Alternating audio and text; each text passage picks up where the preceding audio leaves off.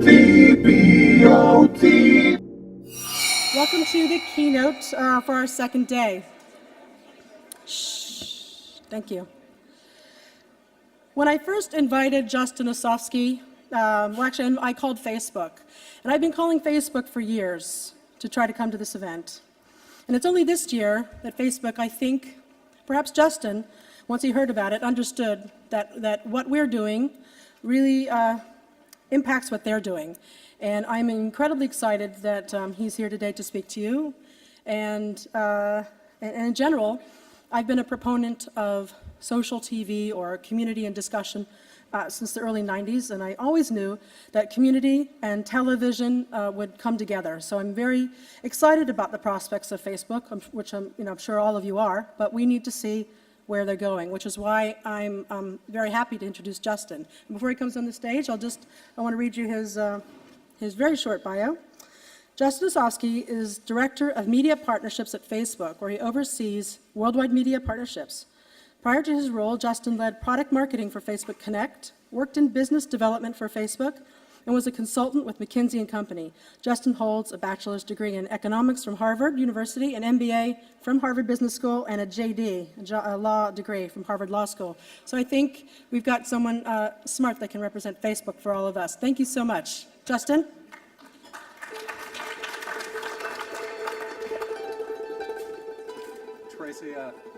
Tracy, thank you for that kind introduction, and thank you for having us here today. That we're very excited to talk to you, because when we think about social TV and social entertainment, we think about it in a broader context, about a transformation that's occurring on the web right now. And more specifically, we think the web is heading, though I've got some beautiful slides here, and we're missing the beautiful slides up there, but we think we are moving from an information web to a social web. And specifically where we see the world heading, wow, fantastic, is if you think about the first 15 years of the web, it was really about information retrieval. And your experience could be characterized, in all of our experiences, by two things.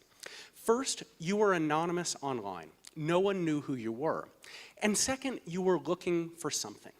And the implication of that is if you were to look over a computer screen while Tracy was surfing the web, and you were to look over a computer screen while I was surfing the web, you would see the exact same thing.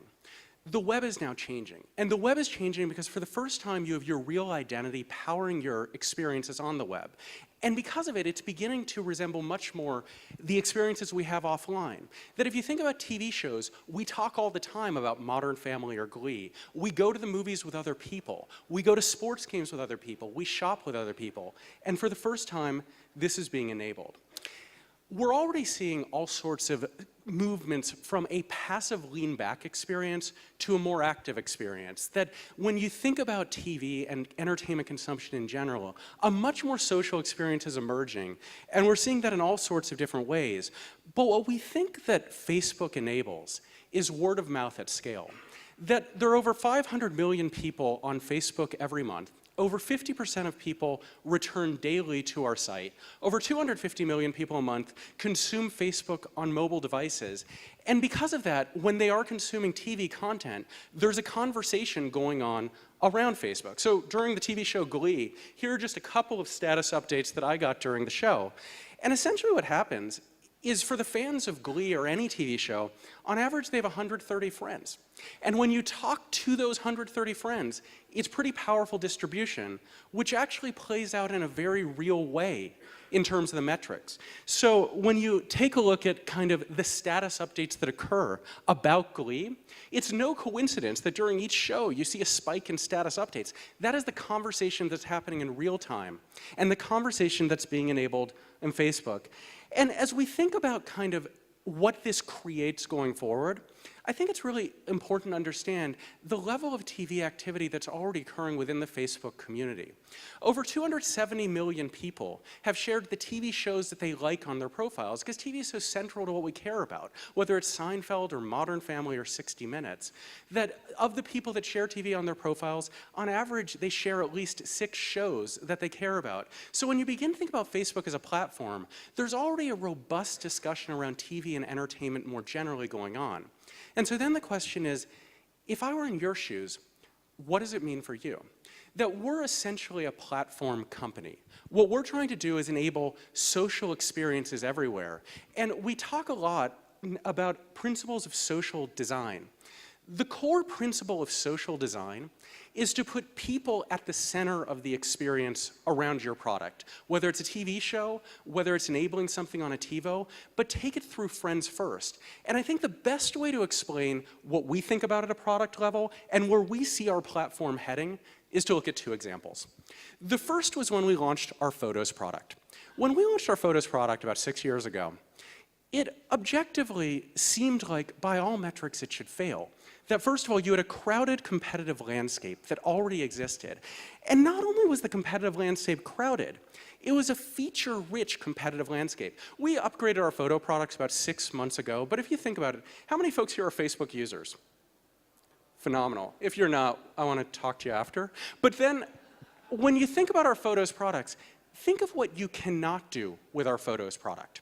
You can't crop a photo, you can't eliminate red eye, you can't rotate a photo, you can't print a photo.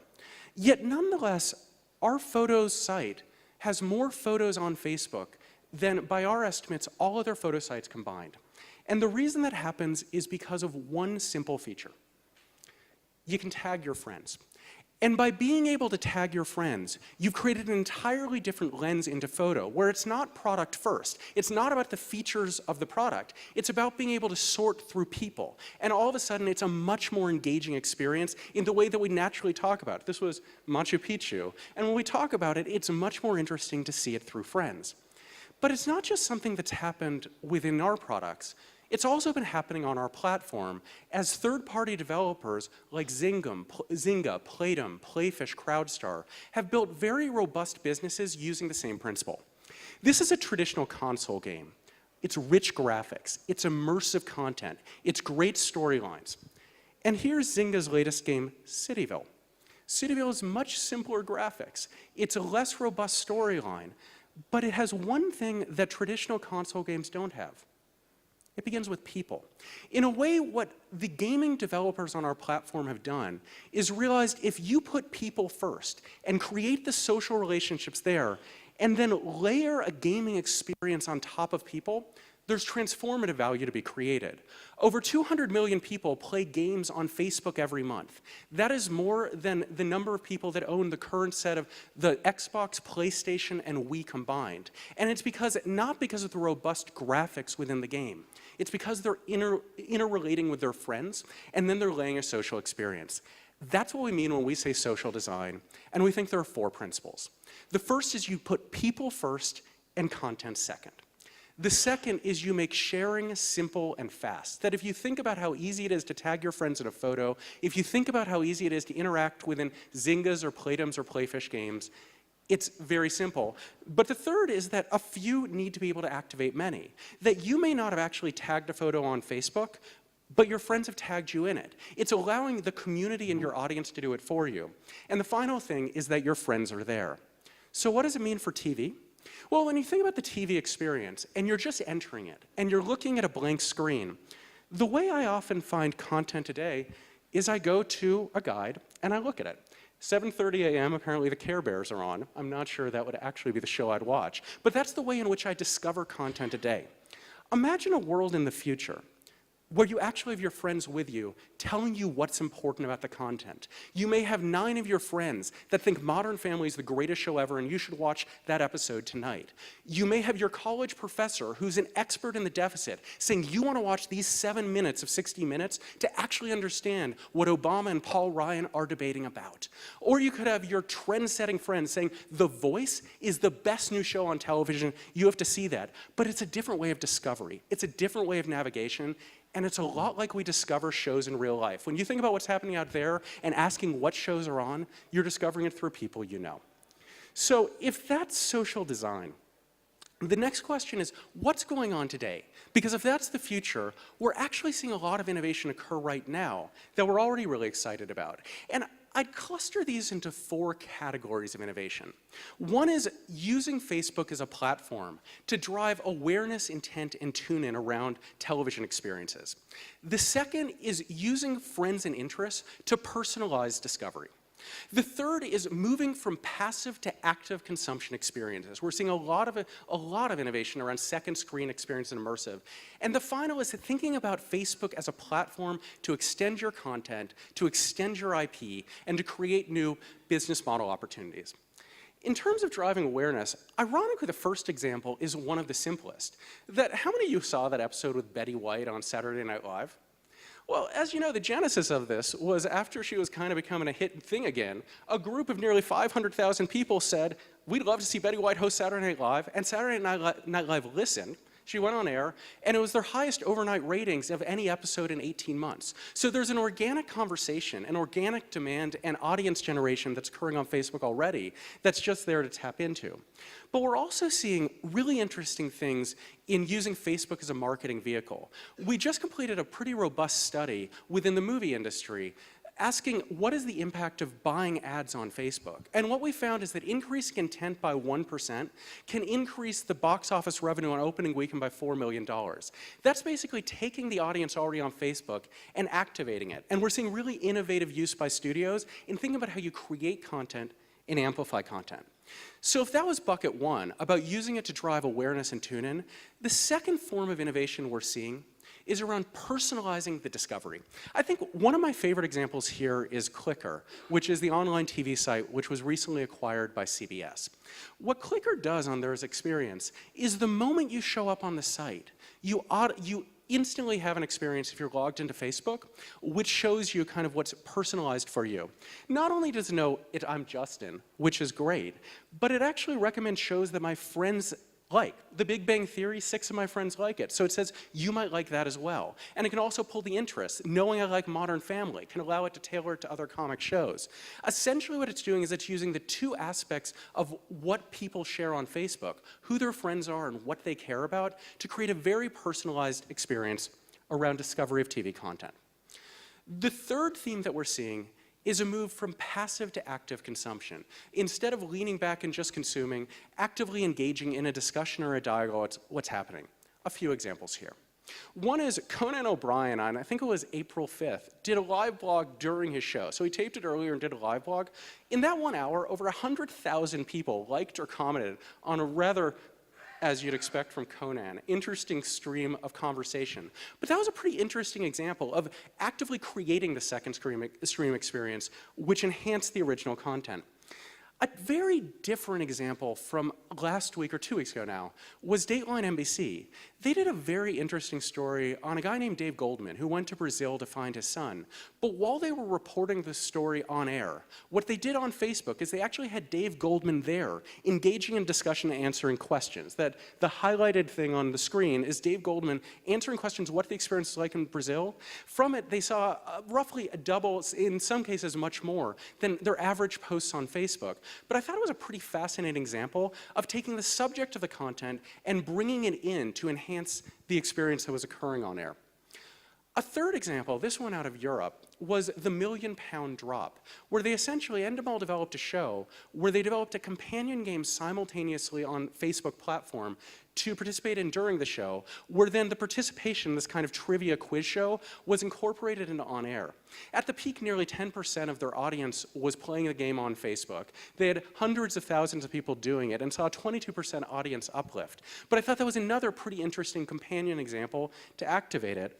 The final one was one that was actually announced today by Oxygen Media, where they're debuting Paris Hilton's next season on June 1st. But on the season premiere, Paris Hilton's going to be on Facebook chatting with fans, and you can chat with Paris and your friends to kind of have that conversation that's occurring while they debut it. I think this is an interesting example to think about how you amplify the season premiere and how you amplify the interest in a show. The final thing I wanted to talk about here was we're in discussions with a lot of different partners about thinking about extending your content and how you use Facebook as a platform for new distribution, but also for new business model opportunities. One area that we're seeing a lot of activity is taking content from the television screen and creating gaming experiences. Here are just two, Spartacus and Family Feud, but there are a lot of games and kind of content extensions happening on Facebook. By the way, this is happening not just in the TV space, but in the entertainment space generally. A second example that received a lot of coverage recently was Warner Brothers' experimentation in allowing people to rent The Dark Knight and a handful of other titles on Facebook. And I think it was a really interesting innovation in the space. Where I think the world is likely to head next is innovating around two areas here. One is around social discovery and social consumption. What does it mean to have a social viewing experience, whether it's synchronous or asynchronous, that actually enhances the content experience you're having generally? The second thing that we're seeing a lot of interest in is social purchasing. That you can imagine an experience where if I rent a movie or some other form of content, and I share it with all my friends, and then they rent it or purchase it, we all get a group discount, and we all have an experience together. So in terms of where the world is headed, those are the discussions that we're starting to have right now, and we're very interested. Our approach is that we're a platform company. Warner Brothers built this using our standard platform APIs, our standard payments APIs, and essentially just launched an experience and innovated.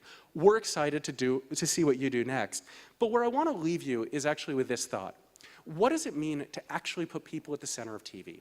Because I think that is when you look at transformative business value, whether you're a content creator, whether you're a distributor, or whether you're playing in any other part of this ecosystem, from our experience with photos and from watching the developers' experience with games, that's where the transformative value creation is occurring.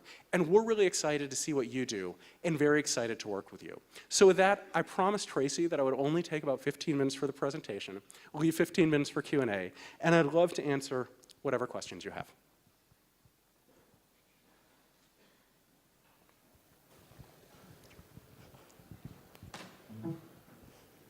Hi, you got him? Hi. Is it on? Working? Okay. So much of Facebook is, so much of being social and being on Facebook. I remember when I was on Facebook, when I first got on, it was like way back in the days, you had to submit your college to join and everything like that. And now my mom and my grandmother and my aunt and everyone's on there. So much of Facebook is social and so much of Facebook is local. And I'm just wondering, have you ever considered or examined working with local broadcasters when collaborating with local broadcasters, in some sort of way? Because it seems like on Facebook, I see a lot of people going to local businesses, sharing the places they like to go, everything like that. I'd just like to hear your thoughts on that. Sure. So everyone could hear the question, right, about local broadcasters? Okay. I agree with you. I think it's a really exciting opportunity. And the way in which we're approaching it is at a platform level. We're trying to build tools and technologies that allow local broadcasters, whether it's reporters and journalists or whether it's other sorts of broadcasting, to innovate on the platform.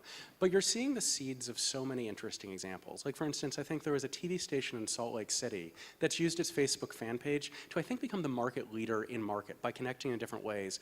Or just 2 to 3 weeks ago, during the tragic tornadoes in Alabama, I'm not sure how many folks saw this example, but of creating a woman who found a picture on her lawn, created a page on Facebook to share the picture, so hopefully the owner would find it. Over 60,000 people fanned that page, began sharing the pictures they were finding, and actually reconnecting at a very difficult moment in these people's lives and doing things. I think those are the tip of the iceberg. And there's all sorts of things. Even yesterday, there was one local broadcaster that used Facebook, I think, to find a witness to a shooting. This is on our Facebook journalist page. So I agree with you. There's a tremendous amount of potential around local. Our approach is, how do we do it at a platform level? So the local broadcaster in San Francisco, the local broadcaster in Des Moines, the local broadcaster in Paris, and the local broadcaster in Sao Paulo can all create those sorts of experiences. Hi, Justin. Hey. So today on most of the mobile platforms, Facebook is providing the app that people are using to interact with Facebook. On the TV platforms, it appears it's mostly third parties who are being left to create the Facebook apps to interact. Can you talk about why the difference between mobile and TV and why Facebook hasn't created their own app on the various connected TV platforms? Yeah, so in terms of mobile, we have created our own apps on a number of different devices, whether it's the iPhone or others. There actually are some devices where we haven't.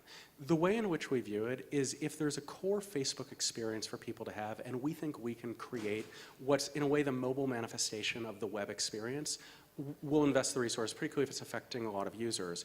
But I think on mobile, equally interesting from the perspective of a third party, and this would apply to TV as well as mobile, is the innovation that's occurring in creating kind of social mobile experiences on mobile devices. Whether it's kind of the games apps are great examples, like Bejeweled and others, which are incorporating your Facebook friends. On the Xbox, there's interesting experience created. Yahoo TV did some initial stuff. So I think what we're trying to do is enable third-party developers to create rich social experiences, and then we'll occasionally create a Facebook experience when it touches a lot of people, and kind of it's the core way they consume. Great, thanks.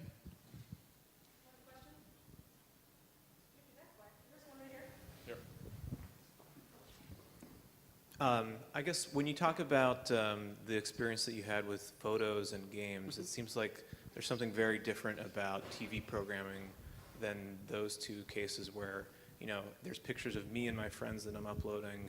I'm a character in the game, and my friends are all characters in the game. Whereas with video programming, if it's television, I'm not really participating in the actual content. So is that sort of a hurdle, and how do you get around that to put the consumer at the center of that? Because it seems like, sort of by definition, at least in the entertainment industry, the consumer is not really in the center of the content.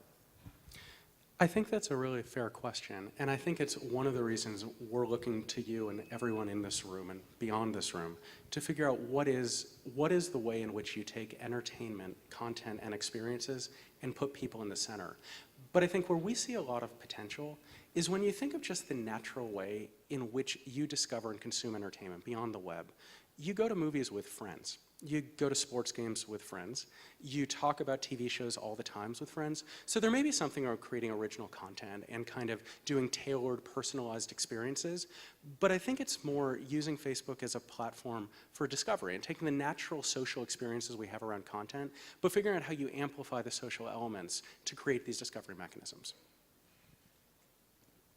I think there's still a fair number of people who are skeptical about social media and TV, even this far in the game, which is kind of surprising to me. But when they hear about 100,000 followers or likes or things like that during the show, they go, that's nice, but I'm worried about audiences in the millions, not 100,000 people. So do you think we should get involved with this because the numbers are going to grow to get that kind of reach, or because the smaller numbers are worth it right now? Well, the first thing is, I'd say there's a lot of content where millions of people have engaged in discussions around it. So it's interesting, actually. One example that comes to mind is 2 engineers decided we really need to put a video player next to like a live stream of commentary, and this was launched around Obama's inauguration speech. 26.9 million people participated in the discussion happening there. And if you look at a lot of the TV shows on Facebook, whether it's the Family Guy or The Simpsons, you have tens of millions of fans engaging in. I think Dr. House, if don't quote, I'm pretty sure Dr. House has nearly 20 million fans of Facebook, as many as the TV show House itself. So I would say, first of all, there's lots of content where you have tens of millions of people engaged. I think Disney, for instance, across its properties, has over 100 million fans. But I think to your question, the core of it is how do you really use Facebook as a platform to activate your audience? How do you take advantage of the fact that every person has 130 friends to share with? And that's a question that I think there's a lot of innovation. The gaming companies were really good at creating those experiences and figuring out how you use Facebook for real distribution and viral distribution. And I think that's the open question in TV. Thanks.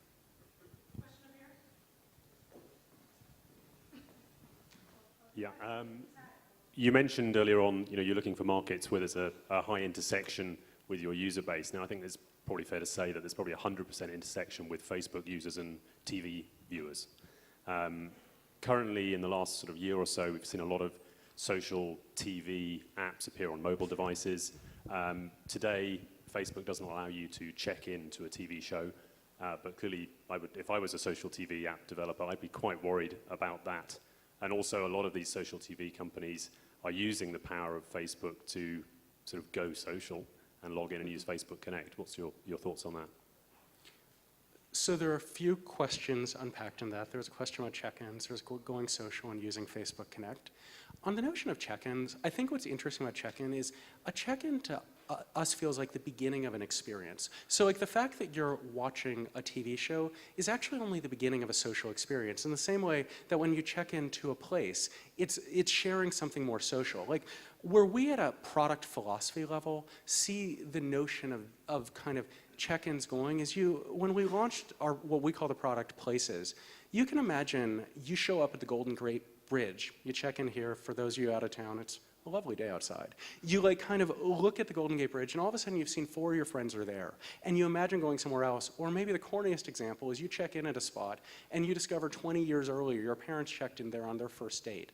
That to us is kind of the power of the product. It's creating real social experiences around it. The second part of your question was around kind of connected experiences. And what we think kind of the exciting opportunity, and we're trying to build at a platform level, but then allow all sorts of developers and all sorts of different flavors build on top of it, is how do you create a platform where you can have an immediately social experience when you connect? Like you can imagine showing up and turning on your TV, logging with Facebook, and now knows I'm Justin. It knows I have these friends, and it knows that, you know what, I really should watch that 60 Minutes episode because it's recommended through my friends and really valuable, or Glee or The Voice is the show to watch. There's a lot of power here, I think, around social discovery, and I think we're in the early days of watching the experiences that are being built on our platform. Hi, speaking as an avid Facebook user, in fact I have it open now, you talked earlier and very eloquently about what to my mind is a no-brainer, Facebook as a proposition for activating audiences in your terms. Engaging people, extending involvement with programming and so forth. But media owners are obviously at their core about monetizing audiences. Can you speak to how you see Facebook currently being used and being used in the future to monetize audiences to the direct benefit of those media owners? Sure. So I think the monetization question is very important. And depending who the media owner is, the monetization actually can look quite different. So for instance, online publishers is one example. Driving traffic and engagement is how we help them with monetization. The average online publishers or news organization has seen over 300% increase in Facebook referral traffic, and we're in the top 3. A sports league or sports clubs might be interested in ticket sales. A movie producer, a studio, how do you drive box office receipts? So a lot are beginning to use Facebook media and marketing to really fine-tune that. You can imagine social ticketing experiences and stuff emerging there. I think around TV, where we're hearing the most interest is how do you use Facebook to drive tune-in and awareness? How do you actually get people to participate and increase the audience size? And then the second area of innovation, and here I think we are in the early days and we're excited by the experimentation, is how do you take the existing content and extend it? How do you create a new monetization model? Like I think yesterday now Zynga launched Gagaville, which is taking a core entertainment content and creating different business models around it. Or is there a VOD opportunity, whether it's around long form content or short form content? So I think depending on the media owner, the way in which one thinks about monetization is different, but we want to create meaningful value on our platform. So if you look at the gaming companies, Playdom and Playfish sold to Disney and EA respectively for over $1 billion combined, and Zynga's obviously reported to be at a high valuation as well. We are very interested in the issue of creating meaningful business value, and I think figure out how at a platform level we enable it across is important. Sorry, just as a very brief follow-up, what you're experimenting with at the moment with Warner Brothers in terms of people being able to watch content for Facebook credits, which they obviously purchase, do you see that extending to TV content as well? So in effect, Facebook becoming a TV delivery mechanism online? Well, I think TV companies will figure out how to best work with our platform. So the way we look at it is the folks in this room understand content, you understand your industry, you're the expert there. Where we focus is on building a platform that gives the tools and abilities for you to innovate around social experiences and innovate around business models. So in regards to the question of what TV companies will do, we're excited to see the experimentation, and we think the core principle is this principle of social design. That if you look at what the gaming companies unlocked, putting people at the center of the experience seems to be something very fundamental. And we think that same principle can apply to TV and entertainment content more generally. Question right here.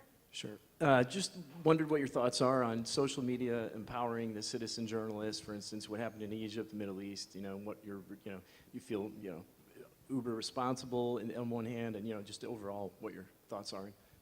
Yeah, we think what happened in the Middle East was, first of all, not about Facebook. It was about brave people doing brave things. What's kind of amazing is that the same technology that allows people to poke each other also allows people to have a voice, and to have a voice in all sorts of different contexts. So that's kind of, we think, pretty remarkable. In terms of citizen journalism more generally, we actually recently launched a journalism program. We hired a journalism program manager, and we now have about 60,000 journalists on a page called facebook.com/journalist to talk about best practices and how to use Facebook as a reporting tool, whether it's sourcing or crowdsourcing, whether it's building your personal brand and distribution, or engaging the audience. And there's all sorts of fascinating examples. Nick Kristof, for example, of the New York Times, is reporting from Egypt and the Middle East what's on the ground very differently than what's in his op-ed, and actually is posting dissenting opinions to his op-ed because his Facebook audience is like, what's the different opinion? What are we missing? Bill Simmons, I don't know how many of you follow the sports guy on ESPN, is doing caption contests and kind of engaging in very different ways. And one of my favorite examples, NPR, with their 1.5 million Facebook fans, is using Facebook as a reporting and crowdsourcing tool. For instance, they filmed 3 opening segments of the morning edition after the Haiti earthquake with people they found through Facebook. So I think Facebook has tremendous potential as a reporting tool, and what we're trying to do is figure out what those best practices are and share them to get a vibrant community going on. All right, that's all the time we have today, and thank you so much, Justin. Thank you very much. All right. I got to go to Enzo's Center.